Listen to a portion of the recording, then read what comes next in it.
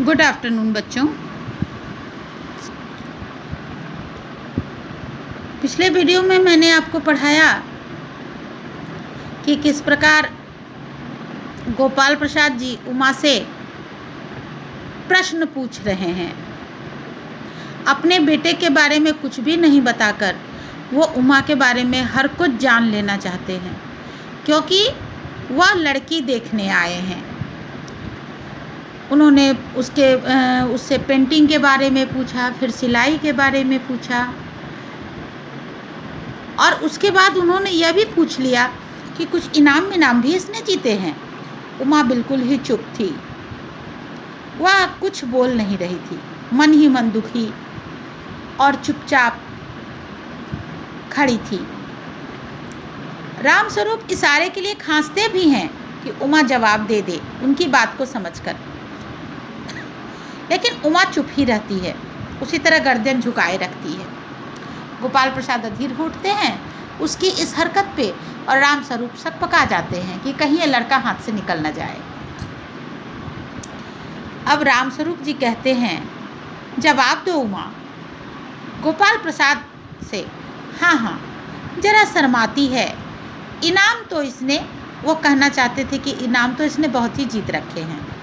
उतने में उनकी बात को काट कर गोपाल प्रसाद जरा सख्त और रूखी आवाज़ में कह उठते हैं, जरा इसे भी तो मुँह खोलना चाहिए, इसे भी मेरी बात का जवाब देना चाहिए।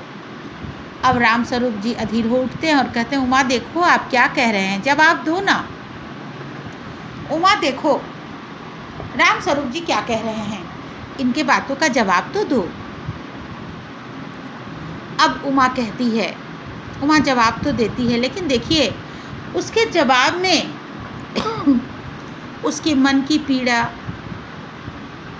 उस समय की वर्तमान स्थिति और क्या कुछ वो महसूस कर रही है, इन सारी बातों की झलक दिखाई पड़ती है। उमा हल्की लेकिन मजबूत आवाज़ में कहती है, क्या जवाब दूँ बाबूजी? जब कुर्सी मेज बिकती है तब दुकानदार कुर्सी मेज से कुछ नहीं पूछता, सिर्फ खरीदार को दिखा देता है। पसंद आ गई तो अच्छा है, वरना वो कुर्सी मेज छोड़कर चले जाते हैं। इस बात से उमा की इस बात से का तात्पर्य है, ठीक उसी कुर्सी मेज की तरह उसकी स्थिति इस समय बनी हुई है, तो वह क्या जवाब दे। इसीलिए वह कहती है कि क्या जवाब दूँ, मेरे जवाब देने लायक कुछ भी नहीं है। इन्हें मैं पसंद हूँ, आप इन्हें लड़की दिखा रहे हैं, इन्हें पसंद हूँ तो ये शादी करेंगे, वरना नहीं। कुर्सी मेज की तरह लड़कियों से भी कोई नहीं पूछता, और सिर्फ खरीदार को दिखा दिया जाता है, जो शादी करते हैं उनको दिखा दिया जाता है, और उन्हें पसंद होता है तो शादी होती है, वरना नहीं। उनकी इच्छा नहीं पूछी जाती।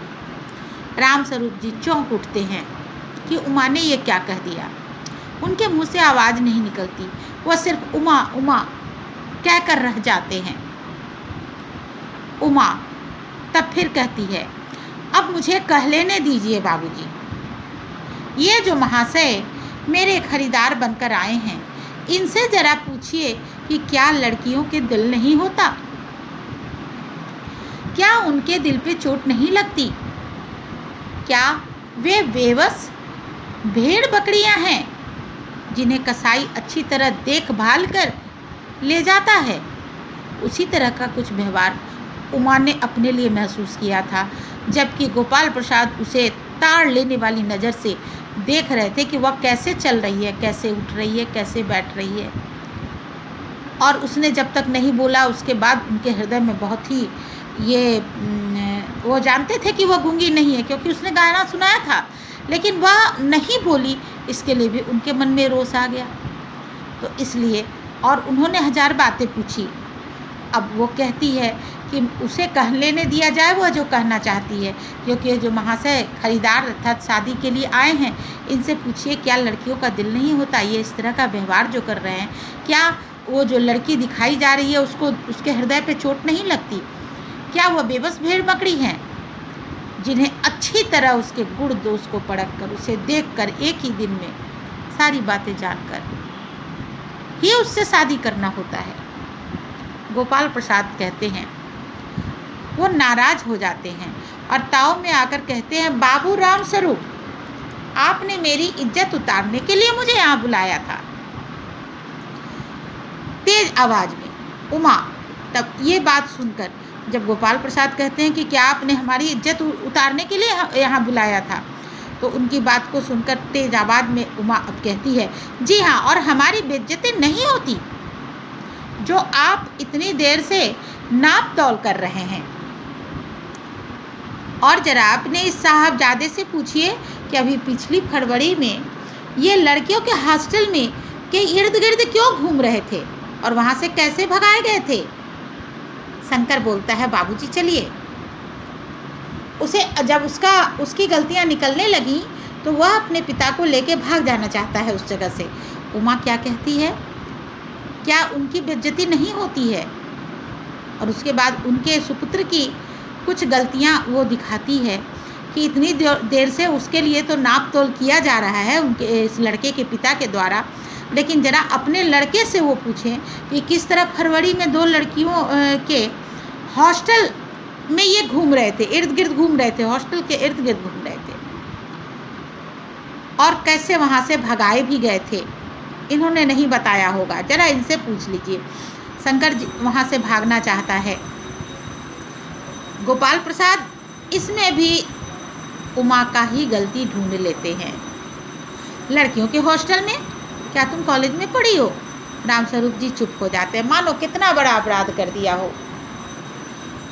अब देखिए, हॉस्टल की बात तो तभी वो जानेगी जब वो कॉलेज में पढ़ी होगी। तो उसके पिता ने झूठ कहा, ये बहुत बड़ा गुनाह हुआ कि लड़की पढ़ी लिखी है।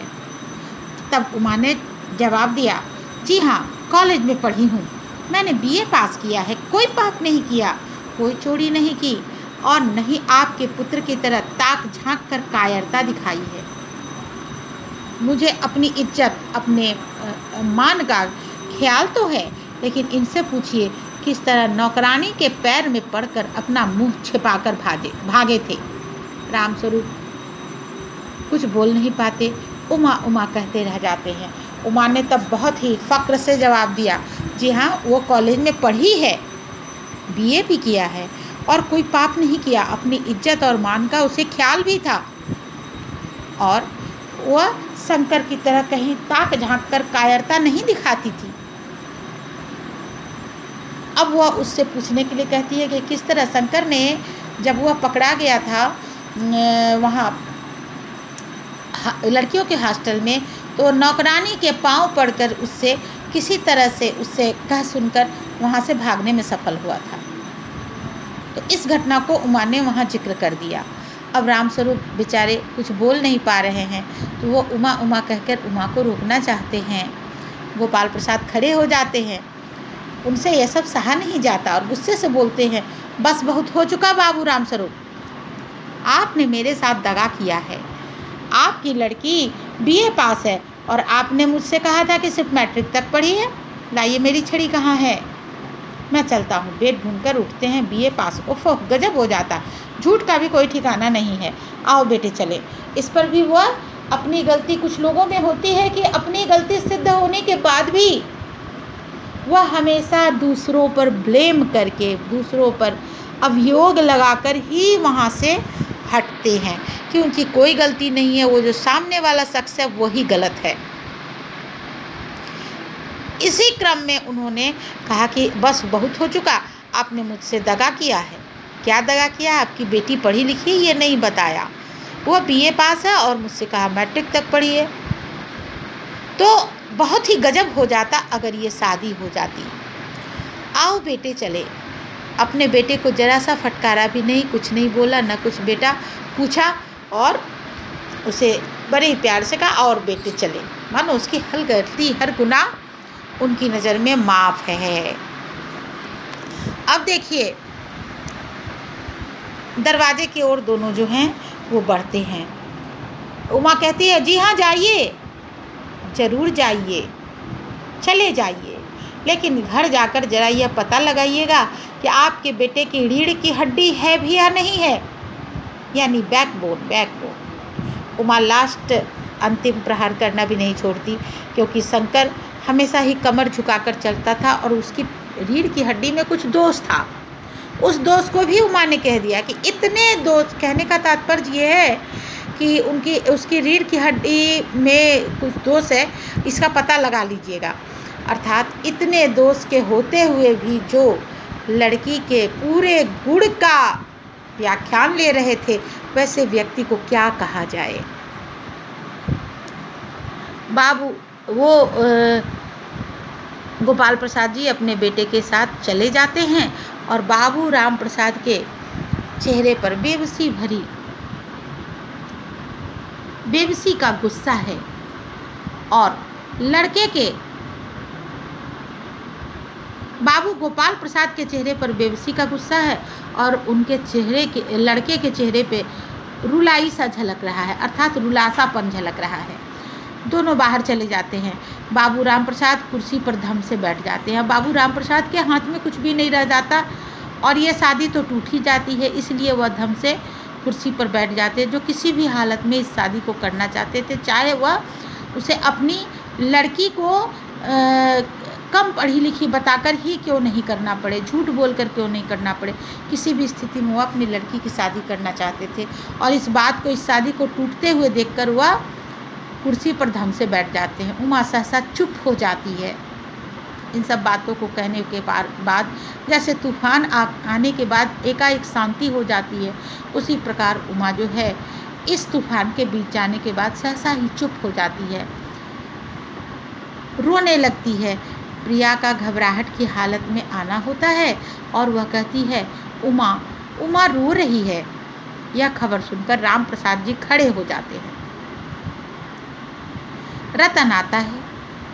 अंत में एक हास्यप्रद दृश्य और भी है कि इन सब बातों के बीतने पर रतन आता है कि बाबूजी मैं मक्खन ले आया हूँ। बाबूजी मक्खन। सब रतन की ओर देखते हैं और पर्दा गिरता है। आज ये पाठ समाप्त हुआ। आप आशा है कि इन 5 वीडियो को पढ़कर कहानी रीढ़ की हड्डी, जो कि जगदीश चंद्र माथुर द्वारा लिखी गई एक भावना प्रधान सामाजिक एकांकी है, इसे आप बहुत ही अच्छी तरह से समझ गए होंगे।